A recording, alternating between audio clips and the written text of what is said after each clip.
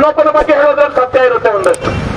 ಕುಮಾರಸ್ವಾಮಿಗೆ ಎಷ್ಟು ಮದುವೆ, ದೇವೇಗೌಡರ ಇತಿಹಾಸ ಏನು, ಯಡಿಯೂರಪ್ಪ ಮಾಡಿದ ಅಕ್ರಮಗಳೇನು, ಇವೆಲ್ಲದರ ಬಗ್ಗೆ ಬಿಜೆಪಿ, ಕಾಂಗ್ರೆಸ್, ಜೆಡಿಎಸ್ ನವರು ವಿರೋಧ ಪಕ್ಷದ ಬಗ್ಗೆ ಹೇಳ್ತಾರಲ್ಲ, ಅವೆಲ್ಲದರಲ್ಲೂ ಸತ್ಯ ಇರುತ್ತೆ.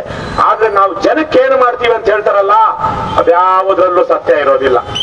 ನರೇಂದ್ರ ಮೋದಿ ಹೇಳ್ತೇನು, ನಾ ಖಾऊंगा ನಾ ಖಾನೆ दूंगा. ಆಮೇಲೆ ಹೇಳಿದ್ದು ಬಿಜೆಪಿ ಅವರಿಗೆ 40% से कम. येडियुरप्पा जी, ईश्वरप्पा जी घर में वो नोट गिनने का मशीन ला रखो और 40% से कम मत खाओ. येडियुरप्पा ये नरेंद्र मोदी पार्टी अल्वा? ಯಡಿಯೂರಪ್ಪನಿಗೂ ಡಿ ಕೆ ಶಿವಕುಮಾರ್ಗೂ ದೋಸ್ತು ಇಲ್ವಾ? ಯಡಿಯೂರಪ್ಪ 2017 ಇನ್ನೊಂದ್ಸಲ ಜೈಲ್ಗೆ ಹೋಗ್ಬೇಕಾಗಿತ್ತು. ಪೊಲೀಸರನ್ನು ಕೇಳಿ ಪೊಲೀಸರು ಗೊತ್ತು. ವಿಧಾನಸೌಧದಲ್ಲಿ 2.5 ಕೋಟಿ ದುಡ್ಡು ಸಿಕ್ತು. ಅವತ್ತು ಯಡಿಯೂರಪ್ಪ ಮತ್ತು ಕುಟುಂಬನ ಕಾಪಾಡಿದ್ದೆ ಇವತ್ತಿನ ಗೃಹ ಸಚಿವ ಪರಮೇಶ್ವರ್ ಮತ್ತು ಆವತ್ತಿನ ಮುಖ್ಯಮಂತ್ರಿ ಸಿದ್ದರಾಮಯ್ಯ. ಆವತ್ತೂ ಗೃಹ ಸಚಿವ ಪರಮೇಶ್ವರ್ನೇ, ಅವರಿಬ್ರು ಸೇರಿ ಕಾಪಾಡಿದ್ರು. ಅದೇ ಲೋಕಾಯುಕ್ತ ಮಾಡ್ತೀವಿ ಬಂದ ಮೇಲೆ ಅಂದ್ರು. ಸಿದ್ದರಾಮಯ್ಯ ಮಾಡಿದ್ದ ಜನದ್ರೋಹದ ವಿರುದ್ಧವಾಗಿ ನಾವು ಲೋಕಾಯುಕ್ತ ಬಲಿಷ್ಠ ಮಾಡ್ತೀವಿ ಅಂತ ಯಡಿಯೂರಪ್ಪನೂ ಮಾಡಿಲ್ಲ, ಬೊಮ್ಮಾಯಿ ಮಾಡಿಲ್ಲ. ಕೊಟ್ಟಿದ್ದು ಕರ್ನಾಟಕ ಜನಕ್ಕೆ ಚೆಂಬು. ಕುಮಾರಸ್ವಾಮಿ ಜಂತಲ್ ಮೈನಿಂಗ್ ಅಲ್ಲಿ ಯಾವತ್ತೋ ಜೈಲ್ಗೆ ಹೋಗ್ಬೇಕಾಗಿತ್ತು.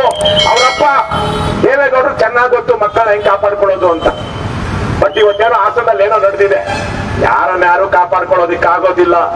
ಹಾಸನದಲ್ಲಿ ಜನ ಬೆಳಗ್ಗೆಯಿಂದ ನಿನ್ನೆಯಿಂದಾನೇ ನೋಡ್ತಾ ಇದ್ದಾರಂತೆ ಸ್ಮಾರ್ಟ್ ಫೋನ್ಗಳನ್ನ, ಹಲ್ಕಾ ಕೆಲಸಗಳನ್ನ. ಜನ ಇರ್ಲಿ, ಅವ್ರು 1000 ಜನಕ್ಕೆ ಸಮ. ಹೌದೋ ಇಲ್ವೋ?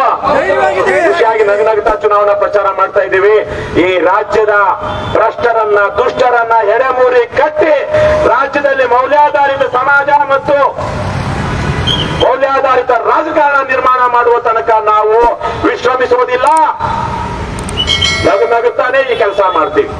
ಈ ಭ್ರಷ್ಟತನಕ್ಕೆ ಈಗ ಅವನು ಬಂದ, ಅವನಿಗೇನ್ ಹೇಳ್ಬೇಕು, ಇವನಿಗೇನ್ ಸುಳ್ಳು ಹೇಳ್ಬೇಕು, ಅವನಿಗಷ್ಟು ದುಡ್ಡು ಅರೇಂಜ್ ಮಾಡ್ಬೇಕು, ಇವನಿಗಿನ್ನೇನು ಅರೇಂಜ್ ಮಾಡ್ಬೇಕು, ಅವನಿಗೆ ಪಾರ್ಕ್ ಕರ್ಕೊಂಡು ಹೋಗ್ಬೇಕು, ಇವನು ಡಾಬಾ ಕರ್ಕೊಂಡು ಹೋಗ್ಬೇಕು, ಯಾವ ಯೋಚನೆಗಳು ಇಲ್ಲ. ಆರಾಮಾಗಿ ನಗನಗುತ್ತಾ ನಾವು ಮಾಡ್ತಾ ಇದ್ದೀವಿ. ರಾಜ್ಯ ಜನತೆ ಬೆಂಬಲಿಸ್ತಾ ಇದ್ದಾರೆ. ಕಳೆ ಚುನಾವಣೆಯಲ್ಲಿ ಪರಮಭ್ರಷ್ಟ ಬಿಜೆಪಿಯನ್ನ ತಿರಸ್ಕರಿಸಬೇಕು ಅಂತ ಜನ ಒಂದಷ್ಟು ವೋಟ್ ಹಾಕಿದ್ರು. ಕಾಂಗ್ರೆಸ್ ಯೋಗ್ಯತೆ ನೋಡಿ ಏನು ವೋಟ್ ಹಾಕ್ಲಿಲ್ಲ. ಹಾಗಾಗಿ ಈ ಸಲಕ್ಕೆ ಅಂತ ಅಲೆ ಯಾವುದೂ ಇಲ್ಲ. ಪಾಪ ನರೇಂದ್ರ ಮೋದಿ ಒಬ್ಬ ಪ್ರಧಾನಿ, ಮಾತನಾಡಬಾರ್ದು ಮಾತನಾಡ್ತಾ ಇದ್ದಾರೆ. ಆ ಯಾವ ಅಲೆನೂ ಇಲ್ಲ. ಮೊದಲ ಹಂತದಲ್ಲಂತೂ 74% ಆಗಿತ್ತು 10 ವರ್ಷದಿಂದ ತಮಿಳುನಾಡಲ್ಲಿ. ಈ ವರ್ಷ 65-66 ಅಷ್ಟೇ. ಕರ್ನಾಟಕದಲ್ಲಿ ಮೊದಲ ಹಂತದಲ್ಲಿ ಚುನಾವಣೆ ನಡೆಯುತ್ತಲ್ಲ, ಮೊದಲ ಹಂತದಲ್ಲಿ ಚುನಾವಣೆ ನಡೆದ್ಮೇಲೆ ಬಿಜೆಪಿ ಇನ್ನೊಂದಷ್ಟು ಬೇದಿ ಹೊಡ್ಕೊಳ್ತಾರೆ. ಕಾಂಗ್ರೆಸ್ ಅವ್ರಿಗೂ ಇದೆ ಪೂಜೆ. ಈಗಾಗಲೇ ಕಾಂಗ್ರೆಸ್ ಅವರು ಬಹುತೇಕವಾಗಿ ನರೇಂದ್ರ ಮೋದಿ ಸರೆಂಡರ್ ಆಗ್ಬಿಟ್ಟಿದ್ದಾರೆ. ಇನ್ನು ಏನೇನೋ ಇದೆ ಕತೆ. ಜನ ಅರ್ಥ ಮಾಡ್ಕೊಳ್ಳಿ. ನಾವು ಇಷ್ಟೇ ಹೇಳುವಂತದ್ದು, ಒಳ್ಳೆ ರಾಜಕಾರಣ ಇದ್ರೆ ಮಾತ್ರ ನಿಮ್ ಭವಿಷ್ಯ. ರಸ್ತೆ ಜನ ನಿಂತಿದ್ದಾರೆ ಅಲ್ಲಿ.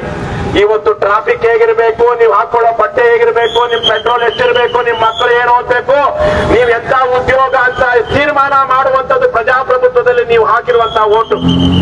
ಇವತ್ತು ನೀವು ಬಿತ್ತಲ್ಲಿ ಹೊಗೆನಲ್ಲಿ ಇದೀರಾ ಅಂದ್ರೆ ಅದಕ್ಕೆ ಕಾರಣ ನಿಮ್ಮ ಓಟೆ.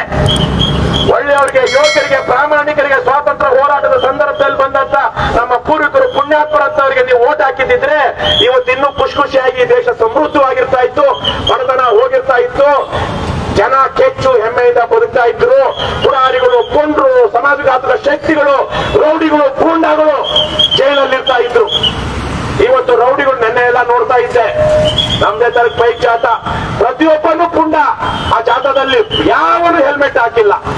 ಬಿಜೆಪಿ, ಕಾಂಗ್ರೆಸ್, ಜೆಡಿಎಸ್ ಅವರು ಮಾಡೋ ಎಲ್ಲಾ ಅಕ್ರಮಗಳಿಗೂ ಚುನಾವಣಾ ಆಯೋಗ ಜೈ. ಒಂದು ವಿಚಾರ ಏನು ಅಂದ್ರೆ, ಇಲ್ಲಿ ಚುನಾವಣಾ ಆಯೋಗದವರು ಒಂದಷ್ಟು ಜನ ಬಂದಿದ್ದಾರೆ.